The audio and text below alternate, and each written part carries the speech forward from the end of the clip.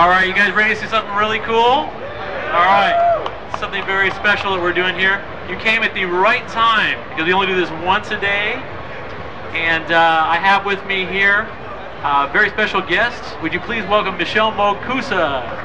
This is Bob Moog's daughter. Thank you.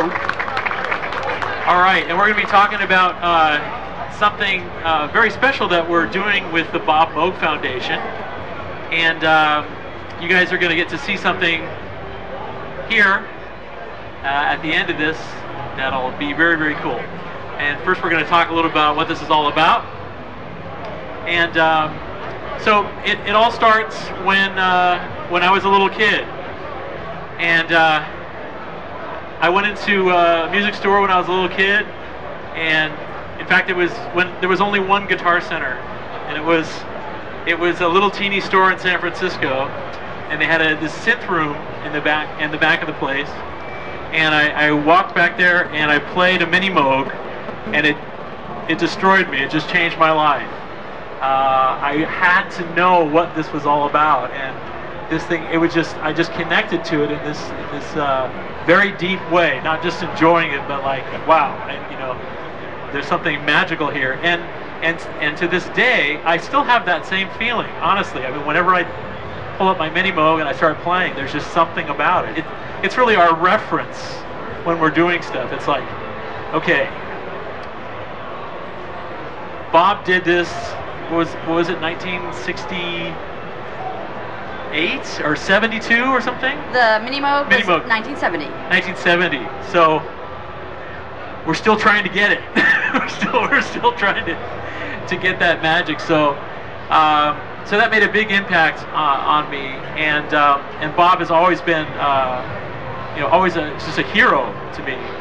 And so when he passed away, it was in 2005. His daughter and family put together this thing called the Bob Moog Foundation, and it's something that we really believe in. It's very, very cool. And so Michelle's going to tell us a little bit about what it's about. Thank you, Eric. Before I begin, I've been remiss. We've done this 2 days in a row, and at the very end of our presentation, when people are walking away, I would think I should be thanking Eric. So I want to do that first this time, and just say thank you to Eric, because he's been terrific. Sure. And he's just the perfect, very, very, very generous, and kind of leading the way for the industry to see how they can be involved in creative ways with the foundation. But he's a perfect person to be involved because the mini Moog ignited this incredible creativity in Eric that still lives on, and it's that kind of creativity that we want to carry forward through our mission of igniting creativity through the intersection of music, science, history, and innovation. That's what the Bob Moog Foundation is all about, and it's what Bob Moog was all about. He was about igniting that creativity for musicians and creative people all over the world. There are 3 ways we're doing that. We have an educational program called Moog Lab that brings electronic musical instruments into the schools to teach kids the science behind electronic music. We have found in our pilot program that it's been hugely successful. The kids find the interfaces so engaging. It really turns them on to science, and we're really excited to take it to the next step. We're working on a structured curriculum to go nationwide at some point. So we're very excited about that part. We are also protecting and preserving Bob Moog's extensive archives. And we'll talk about the archives a little bit later, but there's a huge collection of material, and we are working to preserve them and to put them into traveling exhibits and into our eventual Hallmark project, which is our 3rd goal, which is the Moogseum, to be located in Asheville, North Carolina. It's kind of our long-term vision, but it's where our educational mission and our historical mission will converge. And I think it's so important that we need to, electronic music is now old enough to have a history, okay? This is a very young industry, but we have a history, and we need to not forget that, because at this point, you got to realize kids are starting with iPads, okay? That's their starting point, so they need to know where it came from, because it didn't just start at that point where you can have amazing synths for, $5. So it's important to see where everything comes from, because that's how you know who you are, right? Is where you come from. And so there's this tremendous stuff in the archives that I saw this film on your site of going into this shed, a huge shed of amazing stuff in there. What kinds of things did you find?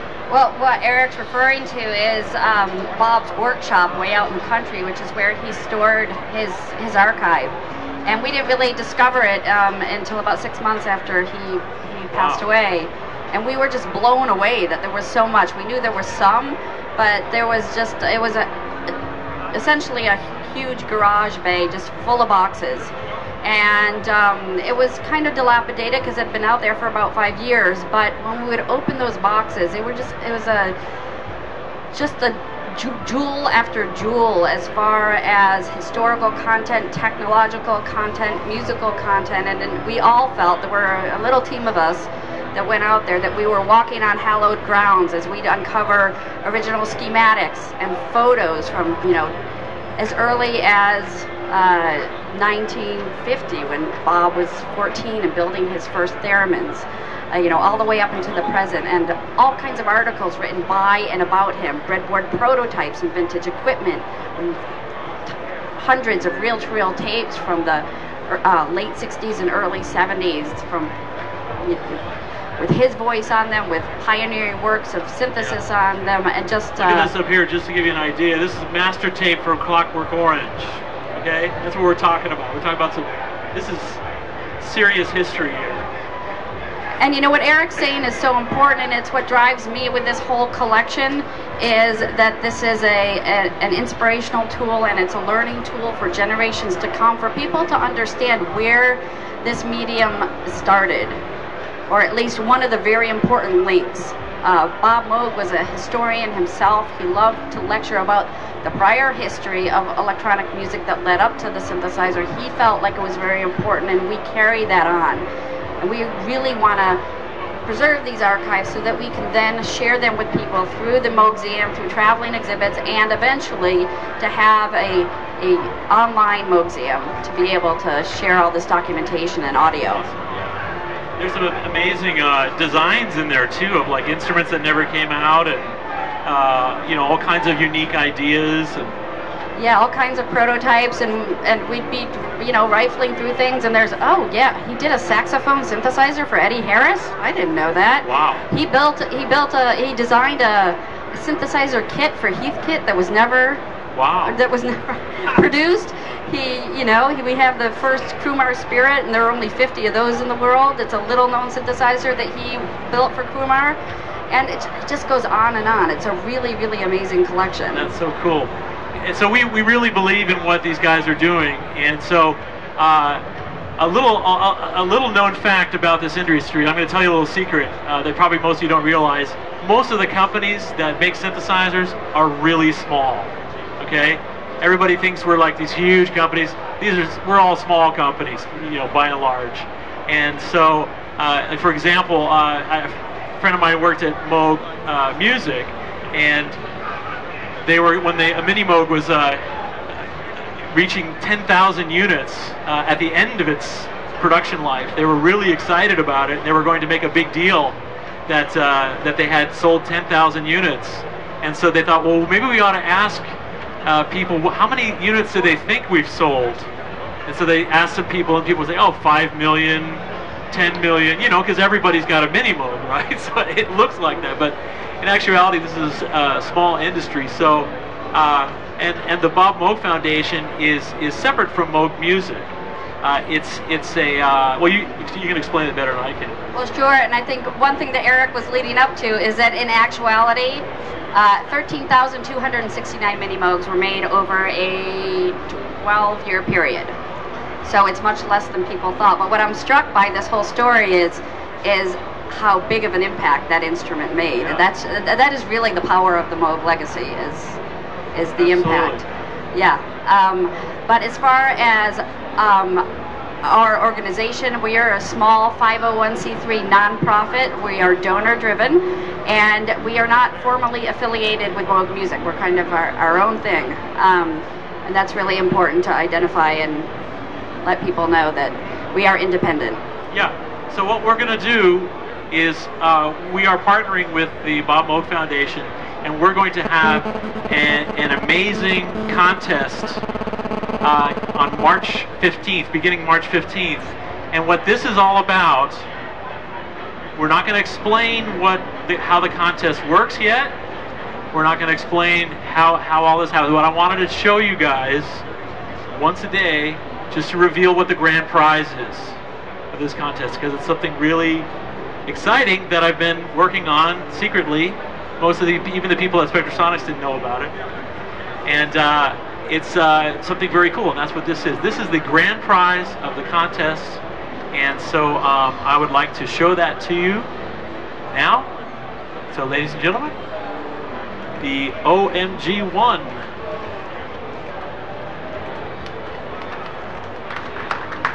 So this is thank you. This is a completely custom-made, one-of-a-kind hardware synthesizer that I made. It has probably more stuff in it than any other keyboard. It has, the heart of it is a Moog Little Fatty, and then we have two iPads up here on the top. We have two iPods down here for touch services. I have a second keyboard that I use to extend the range so I can play wider, and it has a built-in Mac Mini in the keyboard. So it's a full analog, digital, software, hardware, everything synthesizer all in one. And of course, I built it so I could play Omnisphere live, and people wouldn't keep asking me if I was checking my email with my laptop when I would play. Obviously it's very hard to see where the computer is. It's hidden, but all the computer connections come out the side. So I just want to stress, this is not a commercial instrument. This is just a one-of-a-kind. So the OMG1, one person is going to win this, and it's just one of these. So it's very, very cool. So after we're finished, you guys can come up and check it out, but I'll play a little bit of it for you so you can get an idea of what it can do. It's pretty fun. So let me, of course I can play, one of the things that's neat about it is I can play iPad apps, and I can also play Omnisphere, I can play the Moog, I can do all of that in real time, so it's really fun. So let's start with this. And I'm going to do improvise something for you. I don't know what will happen, I just have to see.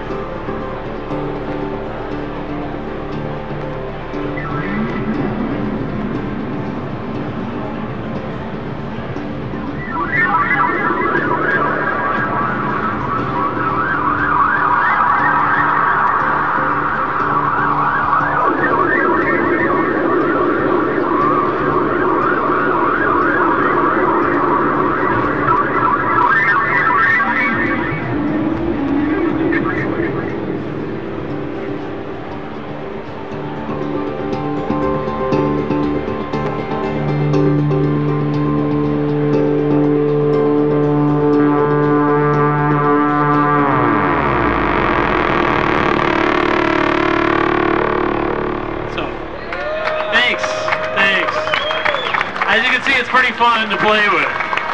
It's a pretty fun instrument. So, March 15th, tune into Spectrasonics.net because it's going to be an amazing thing that we're doing. You could win this instrument, and there's a whole lot more that's going to happen. So, very, very cool. And support the Bob Moog Foundation. How are some ways people can do that? Well, you can go to our website, which is moogfoundation.org, and you can donate. It's really important to understand that we are a donor-driven organization, that Bob Moog was a brilliant engineer, but that brilliance did not necessarily translate into his business acumen, as even he would admit. So do not be fooled. He was not a wealthy man, and we basically started from the ground up with the foundation. And if you have been touched by Bob Moog's work in any way, we encourage you to support the foundation, whether it's $5, $500, $5,000, or $5 million. And if it's $5 million, please come see me personally. We can talk. Okay. All right, thank you guys. That's it. Come on up if you want to check it out.